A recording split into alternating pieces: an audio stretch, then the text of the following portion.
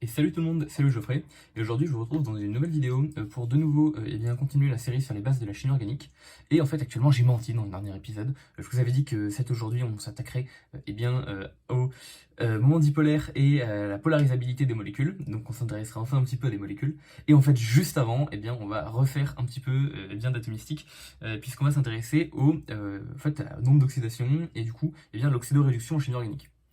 Alors, l'oxydoréduction, normalement, vous voyez peut-être à peu près déjà ce que c'est, parce que c'est peut-être des choses que vous avez déjà pu faire, et bien notamment, en termes de chimie générale. Du coup, vous avez essayé d'étudier des couples redox, peut-être d'équilibrer des équations redox. Alors, c'est super. Ici, on va essayer d'établir exactement ce que c'est que le nombre d'oxydation pour deux molécules. On va essayer de voir en quoi est-ce que cette définition, avec une formule topologique, nous permet de pouvoir comprendre en fait ces couples redox et quelle importance ça peut avoir en chimie orga. Alors du coup, il faut commencer par ça. C'est quoi une espèce oxydée? C'est quoi une espèce réduite? Qu'est-ce que ça traduit comme terme? Une espèce oxydée, ça traduit une espèce qui a un déficit d'électrons. Déficit d'électrons. Et une espèce réduite, ça traduit une espèce qui a un surplus d'électrons.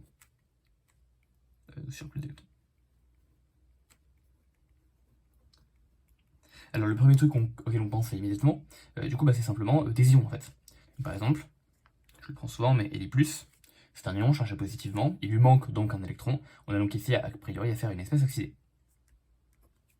Et puis on pourrait trouver quelque chose d'autre, par exemple une espèce réduite, ça serait quelque chose qui aurait capté un électron, donc un ion négatif, par exemple un chlorure, c'est moins, ce serait donc une espèce qui a un surplus d'électrons, et donc une espèce qui est réduite. Et c'est vrai, Li+ est une espèce oxydée, Cl est une espèce réduite, en particulier par rapport aux atomes de base, Li et Cl.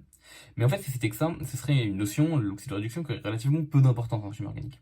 Non, ce qui est vraiment intéressant, c'est qu'en fait, il y a des espèces qui peuvent être pas chargées, et malgré tout oxydées ou réduites. Ok, je vous avais dit que ça avait un lien avec l'électronégativité, c'est pour ça qu'on voit ça maintenant. Je vais essayer de prendre un petit exemple. Ce que je viens de dessiner là, c'est de l'acide éthanoïque. Donc c'est un acide assez classique. Et ce qui est intéressant, donc évidemment ici on peut savoir qu'en fait il y a 3 H de plus que je n'ai pas dessiné et que les deux traits, des extrémités de ce trait là sont des carbones. Ok, super. Donc ça c'est en vertu de ce qu'on a pu voir dans l'épisode. Ok. En fait, ce qu'on va être capable de faire ici, c'est qu'on va être capable, pour chaque atome de cette molécule, de définir son nombre d'oxydation, c'est-à-dire de définir si on a plutôt une espèce qui est oxydée ou réduite. Pourquoi non? Eh bien, intéressons-nous par exemple à une liaison carbone-oxygène. Si je représente avec le même formulisme que je l'avais pu utiliser au tout début de la série, des électrons proches de mon carbone et des électrons proches de mon oxygène, ce carbone et cet oxygène vont avoir un lien en commun. Donc il va y avoir un électron apporté par l'oxygène et un électron apporté, alors je vais prendre une couleur différente, un électron apporté par le carbone. Le truc étant, et donc là on arrive à une liaison chimique, un lien chimique. Ça c'est rien de plus que CO. Ok. Le truc étant que, ce qu'on avait pu voir dans le dernier épisode, c'est qu'on avait une distance qui allait être différente entre le carbone et les électrons, et entre l'oxygène et les électrons. Et que ça c'était lié au fait que l'oxygène ait tendance à un peu plus attirer les électrons de lui, parce que justement, il est plus électronégatif. Ce qui se passe donc, c'est que même si jamais c'est pas le cas entièrement, parce qu'il y a juste une charge delta plus sur le carbone et une charge delta moins sur l'oxygène, malgré tout on a un carbone qui également s'est fait piquer un électron. Alors est-ce qu'il n'est pas fait entièrement piquer? À minima il se fait squatter. Il se fait emprunter si vous voulez. Et du coup, en fait, ce qu'on voit ici, c'est que si on force vraiment le trait, on a en fait un carbone avec 3 électrons, et un oxygène avec, et d'ailleurs j'ai oublié de représenter des électrons, c'est pas l'oxygène, et un oxygène avec des électrons en trop. Autrement dit, c'est comme si l'oxygène avait piqué un électron au carbone. Et du coup, dans ce cas-là, on va dire qu'on a plutôt un carbone qui est oxydé, et un oxygène qui est réduit. Parce qu'on a plutôt un oxygène qui a un surplus d'électrons, et un carbone qui a plutôt un déficit d'électrons. Et du coup, c'est quoi qui va être vachement pratique ici? Alors on va voir exactement pourquoi est-ce que c'est des choses qui vont être cool. Mais du coup, dans ce cas-là, en fait, dans cette molécule, on va se retrouver typiquement avec des carbones qui vont être plus ou moins oxydés, plus ou moins réduits, des oxygènes qui vont être plus ou moins oxydés, plus ou moins réduits. Essentiellement, alors je vais essayer avant de définir exactement quels sont les nombres d'oxydation de tous les atomes qui sont dans cette molécule, essayer de prendre le cas du carbone, parce que c'est un bon cas. Le carbone, donc en tout, on a vu que c'était un truc qui faisait 4 liens, parce qu'il avait 4 électrons autour de lui. A priori, on a donc envie de dire que le niveau d'oxydation du carbone peut varier entre plus 4 et moins 4. Alors pourquoi plus 4? Eh bien plus 4, c'est si on a piqué tous ces électrons. Il a donc en gros une charge positive de 4. Donc ça c'est assez simple, il suffit juste de le coller à par exemple que des trucs qui sont plus électronégatifs que lui. Au pif, des chlores. Cette espèce-là, c'est bien un carbone qui est ici un carbone plus 4. Alors les nombres d'oxydation, on les note en nombre romain habituellement, sauf pour le 0, on met 0 du coup. Donc là on a un carbone qui est plus 4, puisque tous ces électrons sont plutôt piqués par les chlores autour de l'E que réellement attrapés par le carbone. Ok. Et on peut également facilement imaginer un carbone moins 4, par exemple simplement le méthane, CH4. En effet, l'électronégativité d'hydrogène c'est 2,2, celle du carbone c'est 2,5. On a donc bel et bien ici tous les électrons qui vont au carbone, et donc on a un carbone qui est moins 4. Ce qui est intéressant ici, c'est qu'on voit que cette histoire on va dire, à qui va l'électron, c'est évidemment lié à l'électronégativité, mais on n'a pas du tout besoin d'avoir, comme on pourrait s'attendre en fait, une liaison qui est polarisée, ou une liaison qui est ionique. Alors évidemment, quand la liaison est ionique, ça marche. Quand la liaison est polarisée, ça marche aussi, on a quand même l'oxygène qui va venir la récupérer.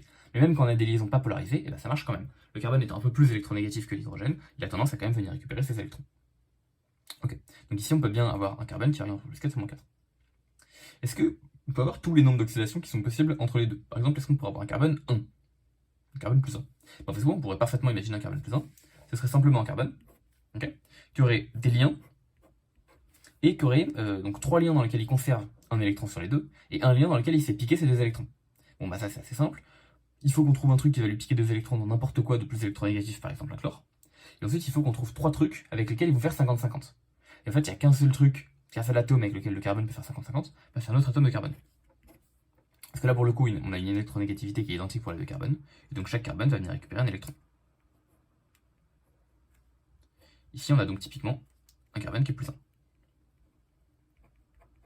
J'ai dit plus 1. Ok. Bon. Donc a priori, on voit que le nombre d'oxydation du carbone varie entre moins 4 et plus 4. Donc ça peut prendre toutes les valeurs au milieu, y compris 0, il suffit de prendre un carbone entouré de taux de carbone. Ok. Bon. Est-ce que c'est les seules valeurs possibles du nombre d'oxydation pour le carbone? A priori oui, parce que de toute manière on sait qu'on ne peut pas avoir un carbone avec plus de liens que ça, sinon on a un carbone hypervalent et ce serait pas possible en vertu de ce qu'on a pu voir dans l'épisode 1.5. Et si on avait, en fait on voit pas trop comment est-ce qu'on pourrait réussir à lui piquer plus d'électrons que ça, parce que les électrons de cœur sont vraiment trop profonds pour pouvoir être touchés par quoi que ce soit. D'où le fait qu'on s'intéresse qu'aux électrons de valence. Je crois que c'était la vidéo numéro 2.5 dans laquelle j'aborde ces notions-là. Ok, bon. Alors on va prendre un autre atome maintenant, on va prendre un atome d'oxygène. L'atome d'oxygène, on sait que ça ressemble à ça, si on s'intéresse à sa configuration de valence. A priori, du coup, donc, comment est-ce que peut varier le nombre d'oxydation de l'atome d'oxygène? Bon la première réflexe, ce serait de se dire qu'on peut à minima lui coller 2 électrons supplémentaires si on lui fait 2 liens avec des atomes qui sont moins électronégatifs que lui. Donc c'est facile, hein. De l'eau, bam. Ici on se retrouve donc avec un oxygène qui est moins 2, parce qu'originalement il est censé avoir 6 électrons autour de lui. Or en fait là il va venir récupérer, parce que la liaison est notamment polarisée, les 4 électrons, enfin les 2 électrons apportés par les 2 hydrogènes. Donc ici on a un oxygène qui est moins 2. Est-ce que c'est possible d'avoir un oxygène plus 2? C'est également possible d'avoir un oxygène plus 2. Il suffit de coller un oxygène avec des trucs qui sont plus électronégatifs que l'oxygène. Alors là, on voit qu'il n'y a pas grand-chose de plus électronégatif que l'oxygène. Et donc en fait, la seule chose qu'on peut faire pour avoir un oxygène plus 2, c'est un truc comme ça. Donc de lui coller de fluor. Alors, donc là, on a un oxygène plus 2. Alors en fait c'est joli, mais ça marche pas, parce que pour d'autres raisons, ça n'existe pas. Mais si jamais on pouvait inventer cette molécule, on aurait en effet un oxygène qui serait plus 2 dans cette molécule-là. Juste, bon, en fait ça n'existe pas.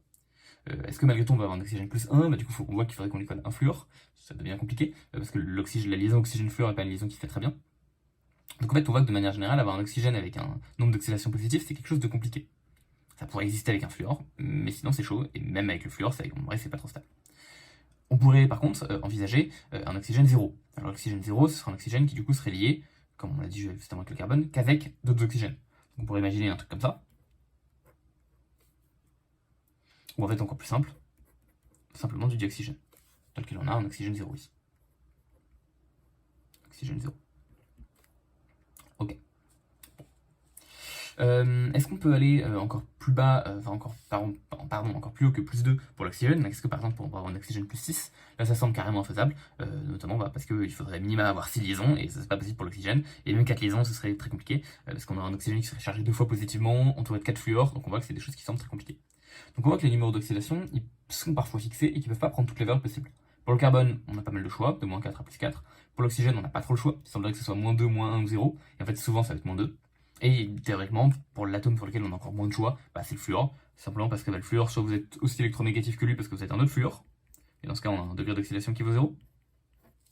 Soit vous êtes moins électronégatif que lui, et du coup le fluor avec n'importe quoi, et ce sera un fluor qui sera moins 1. Ce sera un fluor moins 1. Ok. Ok, super. Donc là maintenant on voit que ensuite, alors, de ce qu'on sait, c'est donc qu'on a la possibilité de faire réagir des espèces qui sont oxydées avec des espèces qui sont réduites. Alors et que ça fait du coup ce qu'on appelle une réaction d'oxydoréduction, et on a peut-être vu qu'il y avait des échanges d'électrons qui étaient liés là-dedans. Alors, en fait, on comprend à peu près bien pourquoi. Imaginons que je fasse réagir, alors c'est vraiment une des réactions d'oxydoréduction les plus basiques, de l'oxygène avec du dihydrogène. Du dioxygène avec du dihydrogène. Donc je vais m'intéresser à O2, et puis je vais faire réagir ça avec du dihydrogène. En fait, avec 2 molécules de dihydrogène. Bon bah, ce qu'on peut voir, c'est que sans forcément s'intéresser trop au mécanisme qui va permettre cette transformation, on va pouvoir obtenir 2 molécules d'eau. Donc on est passé de 2 liens HH et 2 liens OO à 4 liens OH. Ok. Et ce qu'on voit bien, c'est qu'ici on avait originalement des hydrogènes qui étaient des hydrogènes 0, puisque chaque hydrogène était lié à un autre hydrogène, donc ça nous faisait des H0. x2, enfin x4 même. Là on avait 2 oxygènes qui étaient des oxygènes 0 également. Donc 2 oxygènes qui étaient 0, alors c'est compliqué de différencier O et 0, mais voilà. Et ici, maintenant on se retrouve avec 2 oxygènes moins 2 et 4 hydrogènes qui vont du coup être plus 1. 4H qui sont plus 1 et 2 oxygènes qui sont moins 2. Donc déjà ce qui est important de voir, c'est qu'on a conservation du nombre d'oxydation entre le début où au total on a 0 et à la fin on a plus 4, moins 4, donc on a bien la conservation du nombre d'oxydation. Et surtout, en fait, on voit qu'on a fait varier le nombre d'oxydation de différentes molécules, en tout cas des différents atomes. Autrement dit, des atomes qu'on a enrichis en électrons, il y a des atomes qu'on a rendus plus déficitaires en électrons. Typiquement ici, lors de cette réaction, l'hydrogène a désormais moins d'électrons qu'avant, et l'oxygène, lui, en a plus. Donc ça veut dire qu'on va être capable, en termes de réactivité, d'avoir ici créé une molécule où on a un oxygène un petit peu plus riche en électrons, on verra que ça a des conséquences, et des hydrogènes un petit peu moins riches en électrons, où on verra que ça a aussi des conséquences. Concernant tout ce qui peut être électrophilie, nucléophilie, voilà, j'ai prononcé les mots importants. Okay. Un dernier truc qui peut être intéressant à voir sur le nombre d'oxydoréduction, sur le nombre d'oxydation, pardon, c'est simplement qu'on a une conservation lors d'une même molécule. Enfin, en gros, que si jamais on somme en général les nombres d'oxydation dans une même molécule, à la fin ça fait 0, ce qui est plutôt très logique, parce que globalement, les électrons dans une liaison, ils ont été apportés par 2 atomes, et du coup, s'il y a un atome qui récupère les 2, il y a un nombre d'oxydation qui descend de 1, et l'autre a un nombre d'oxydation qui monte de 1, du coup, on voit qu'en fait ça se compense pour chaque liaison. Donc au final, on a bien un nombre d'oxydation global qui est neutre. Mais c'est malgré tout intéressant pour essayer de voir, par exemple, quel genre d'atome de carbone peut se trouver ici le plus déficitaire en électrons, et lequel peut se retrouver ici le plus enrichi en électrons. Les atomes d'hydrogène qu'il y a là, il a un nombre d'oxydation qui vaut plus 1. L'atome d'oxygène, il va valoir moins 2. Celui-là va valoir moins 2 aussi. Celui-là va valoir plus 3. Et celui-là, je vous le donne dans le mille, il va valoir moins 3, parce qu'il y aura 3 hydrogènes autour de lui. Et enfin, il y a 3 hydrogènes que je ne sais pas représenter, ils vont rendre tous plus 1. Je vous laisse faire un rapide calcul, mais en tout, on a bien normalement 0, puisqu'on a les moins 3 et plus 3 qui vont se compenser. Moins 2, ça fait moins 4, et plus 4, on a donc bel et bien un nombre d'oxydation global qui est neutre. Ok, bon bah voilà, sur le nombre d'oxydation, c'est pas forcément très long, il n'y a pas forcément grand chose à raconter, on a un peu tout dit. Le dernier truc, c'est que, du coup, dans tout ce qui est équation d'oxydoréduction, il y a toujours une variation du nombre d'électrons. Alors on peut s'intéresser à certains couples classiques d'oxydoréduction. Par exemple, le couple I-I2. On peut se demander lequel c'est l'oxydant, lequel c'est le réducteur. Alors du coup, globalement, l'oxydant, c'est celui qui va avoir le nombre d'oxydation le plus haut, parce que c'est celui qui est le plus déficitaire en électrons, et donc qui va venir en récupérer. Et le réducteur, c'est celui qui a le plus d'électrons et qui va venir en donner, donc celui qui a le nombre d'oxydation le plus bas. Ici, I2, c'est une molécule qui est atomique, on a donc un nombre d'oxydation qui vaut 0. Et ici, on a un nombre d'oxydation qui vaut moins 1, c'est facile, on a un ion moins 1. Donc l'oxydant est à droite, le réducteur est à gauche. Parmi les molécules oxydants puissants qui vont pouvoir être rencontrées en chimie organique, on a donc globalement des trucs avec des oxygènes. Par exemple, O2, c'est un oxydant puissant. Parce que l'oxygène, c'est quand même facile pour lui, comme on a pu le voir, d'avoir un nombre d'oxydation négatif. Et donc quand il a un nombre d'oxydation neutre, ça veut dire qu'il a quand même pas beaucoup d'électrons pour un oxygène. Et donc il va avoir tendance à venir les récupérer quelque part. Et donc à venir diminuer le nombre d'électrons d'autres choses. Donc, typiquement, il va venir réagir avec un réducteur, qui va avoir un nombre d'électrons qui va diminuer. Un autre oxydant assez puissant, ça va être un truc du genre H2O2. Donc voilà, ce qu'on appelle un peroxyde, en général HOOH. Ici, ce qu'on observe, c'est qu'on a des oxygènes qui ont des nombres d'oxydation égales à moins 1. Donc pareil, ça peut descendre jusqu'à moins 2, et donc ça en fait des bons oxydants. Voilà, bon ça du coup c'était tout ce qui était le nombre d'oxydation et en gros ce qu'on peut faire avec les bases de la nombre d'oxydation en chimie organique. On verra que du coup les réactions redox elles peuvent être pas mal pratiques, notamment pour passer de certains, pour réaliser certaines transformations tout simplement. Et on verra que c'est des transformations qui ont parfois des mécanismes qui peuvent être un petit peu compliqués, mais c'est important de pouvoir identifier lorsqu'on a des changements de nombre d'oxydation sur une espèce, et c'est important de identifier tout ça pour pouvoir travailler là-dessus. Donc voilà, c'est pas la vidéo la plus compliquée de l'année. Je ferai juste ensuite une petite vidéo avec des petites applications de tout ça. On essaie de déterminer le nombre d'accélérations de certaines molécules, de certains atomes, dans certaines molécules. Et suite à ça, du coup, on passera enfin à la polarisabilité et au moment dipolaire. Voilà, j'espère que la vidéo vous aura plu. Sur ce, moi du coup, je vous souhaite une très bonne journée et je vous dis à la prochaine.